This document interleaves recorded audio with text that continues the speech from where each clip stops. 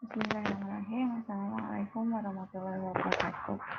Pada kesempatan kali ini, saya akan menyampaikan terkait dengan ICT sebagai solusi dalam masalah pembelajaran saat pandemi COVID-19. Ya, kita ketahui memang sejak bulan Desember tahun 2019, di Cina melaporkan adanya SARS Wuhan dan virus tersebut tersebar sampai ke Indonesia pada bulan Maret 2020 dan WHO menyatakan bahwa virus COVID-19 ini merupakan suatu pandemi yang terjadi di dunia saat ini. Nah, sekarang sudah masuk ke dalam bulan Juni, di mana di sini ditemukan ada anak-anak yang masuk kategori PDP dan juga terkonfirmasi positif COVID-19 sebanyak 584 anak. Oleh karena itu, Ikatan Dokter Anak Indonesia meminta pemerintah membuat kebijakan new normal untuk melindungi anak-anak agar tidak menjadi pasien COVID-19 dengan menetapkan anak-anak untuk melakukan sekolah jarak jauh, yaitu pembelajaran daring dengan belajar di rumah. Nah, memang new normal ini sebetulnya adanya perubahan perilaku masyarakat untuk hidup bersih dan mengembalikan dampak ekonomi setelah adanya pemberhentian aktivitas. Ya, baik. Nah, apa dampak dari pandemi COVID-19 terhadap pembelajaran kita saat ini? Maka berbagai kebijakan pemerintah yaitu mengantisipasi penyebaran COVID-19 dengan adanya kebijakan physical distancing yang diterapkan oleh sektor pendidikan dengan melakukan pembelajaran dari rumah, pembelajaran daring yang sudah dilakukan dari bulan Maret sampai dengan bulan sekarang yaitu bulan Juni. Dan walaupun sudah masuk ke new normal, maka sekolah masih belum diaktifkan sampai dengan akhir tahun 2020 dan kemungkinan akan dibuka kembali sekolah sekitar awal tahun 2021. Ya, adapun masalah pembelajaran saat pandemi COVID-19 yaitu dengan pembelajaran daring tentunya pastinya akan memiliki sedikit kendala, yaitu terkendala di sinyal yang berada di pelosok. Akan tetapi di tempat-tempat tertinggi biasanya sinyal itu akan kuat gitu ya. Nah, selain itu juga permasalahan yang ditemukan adanya sebagian besar atau guru atau dosen yang merupakan digital imigran yang mana lahir pada tahun 1990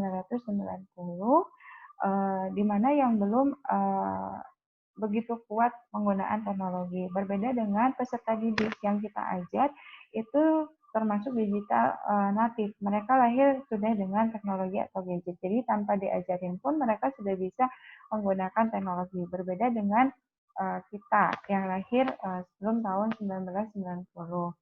Nah, dengan adanya teknologi informasi atau teknologi komunikasi selama pembelajaran daring, maka menuntut digital imigran ini untuk segera bertransformasi, untuk bisa segera menggunakan teknologi dalam waktu yang cepat dengan adanya pembelajaran daring ini. Nah, oleh karena itu, digital imigran ini harus segera mentransformasi digital atau digital transformation, yang mana ada perubahan masa lalu dengan saat ini. Dulu guru atau dosen itu berada dalam zona nyaman, tapi dengan adanya saat ini maka harus berubah untuk mau belajar menggunakan teknologi. Kemudian resisten, kalau dulu hanya konsisten dengan materi yang dia ajarkan, dengan tetap muka, tapi dengan adanya openness ini, maka keterbukaan wawasan itu harus dibuka. Kita harus mau berubah, terutama guru dan juga dosen. Kemudian language yang hanya waktu itu kalau tatap muka di situ hanya mempersiapkan materi pada saat itu, tapi hanya belajar pada saat kita mengajar. Akan tetapi dengan adanya saat ini menuntut kita untuk lifelong learning. Kita harus belajar terus-menerus sesuai dengan perkembangan zaman, perkembangan teknologi supaya tidak tertinggal, supaya kita bisa mengendalikan teknologi, tetapi teknologi tidak bisa mengendalikan kita. Nah, kemudian no access atau device. Nah, kalau dulu tidak ada teknologi yang digunakan gitu ya, hanya komputer tanpa bisa melakukan pembelajaran daring atau e-learning. Akan tetapi saat ini kita sebagai guru atau dosen dituntut untuk kreatif menyampaikan materi dengan menggunakan digital atau teknologi, baik itu belajar, pembelajaran maupun melakukan evaluasi. Dulu tidak memiliki skill, akan tetapi sekarang sedikit demi sedikit skill kita bertambah karena kita belajar menggunakan berbagai media untuk pembelajaran untuk menyampaikan materi bahan ajar. Kemudian isi give up, ya dulu tidak dengan mudahnya, tapi sekarang kita harus cerdas untuk bisa mentransformasi materi yang kita sampaikan itu lebih menarik dengan menggunakan teknologi. Nah, analisis dari problem solving pembelajaran saat pandemi COVID-19 dengan ICT ini dilihat dari quality. Quality teknologi ini sendiri itu dengan pembelajaran daring itu bisa dilakukan secara sinkronus ataupun asinkronus. Sinkronus ini kualitas pembelajaran pun hampir sama dengan kalau kita belajar tatap muka. Di mana ada interaksi seperti menggunakan Zoom ya, kita bisa berinteraksi secara langsung, mahasiswa atau peserta didik pun bisa mempresentasikan, bisa berkomunikasi dua arah, ada interaksi. Dan bisa juga dilakukan asinkronus. Ada beberapa tools atau media digital yang hanya bisa melakukan chatting gitu ya, itu bisa dilakukan. Nah, kemudian dilihat dari sisi equity. Equity ini yaitu di mana pembelajaran ini diberikan secara adil atau menyeluruh student center learning, di mana kita juga menggunakan beberapa metode pembelajaran abad 21 seperti project based learning, kemudian discovery learning, project based learning gitu ya, problem based learning, walaupun dengan menggunakan teknologi. Dan dikatakan adil ini karena dengan menggunakan teknologi ini bisa dilakukan dari waktu yang sama dengan tempat yang berbeda, pengajaran yang sama dan bahan ajaran yang sama karena dilakukan dengan teknologi gitu ya, dengan dunia maya atau virtual gitu. Nah, kemudian relevansi kebutuhan teknologi ini sesuai dengan kebutuhan belajar peserta didik saat ini dengan membangun virtual learning environment yang mana sesuai dengan kebutuhan. Kalau memang membutuhkan suatu pembelajaran sinkronus, maka ada beberapa media yang bisa digunakan. Atau kalau misalkan asinkronus, itu bisa dengan menggunakan chatting dan menggunakan berbagai kebutuhan seperti evaluasi, kita bisa menggunakan Kahoot gitu ya, kemudian dan yang lainnya. Kemudian accessibility, di mana semua orang dimanapun berada, kapanpun saja itu bisa mengakses sumber belajar yang lebih mudah dengan menggunakan internet atau website dan sebagainya, dengan menggunakan berbagai teknologi.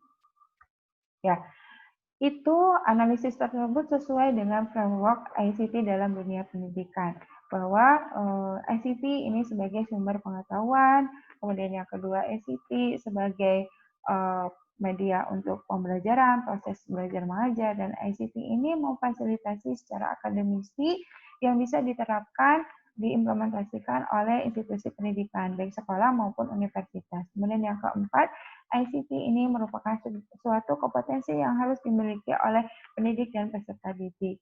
Begitu.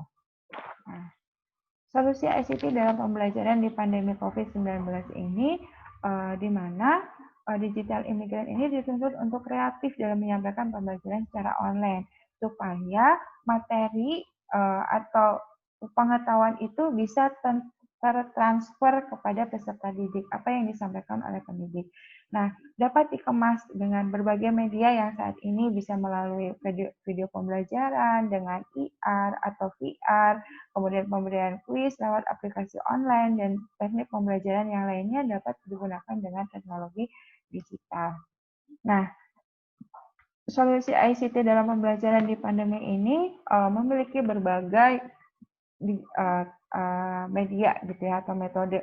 Bisa menggunakan LMS, yaitu di sini menggunakan media pembelajaran seperti Google Classroom, kemudian Moodle dan sebagainya. Itu memudahkan kita untuk jenis metode pembelajaran apa yang kita butuhkan. Kemudian dan bisa dikemas seperti evaluasi dengan kuisis gitu ya, Quizlet, Kahoot dan sebagainya dan lebih menarik. Jadi kita bisa memberikan materi bahan ajar secara melalui digital, kemudian materi itu tertransfer dan bisa dipahami oleh peserta didik dan kita pun dapat mengevaluasi sejauh mana peserta didik ini dapat memahami apa yang materi yang sudah kita sampaikan. Dan juga ada beberapa tools yang bisa digunakan dalam penulisan ya, penulisan artikel dan sebagainya seperti Turnitin, Zotero gitu ya. Kemudian basic digital tools. Nah, ada beberapa media sosial yang bisa gunakan untuk pembelajaran, baik itu Instagram, kemudian YouTube, Twitter, Facebook, dan sebagainya. Nah, itu tergantung dari kreativitas dan inovasi dari pembelajar, dari pendidik itu sendiri untuk menyampaikan, mentransformasi materi yang disampaikan untuk mengatasi kondisi saat ini agar siswa atau peserta didik tetap bisa belajar dengan maksimal dengan menggunakan teknologi. Baik, itu yang bisa saya sampaikan. Terima kasih. Assalamualaikum warahmatullahi wabarakatuh.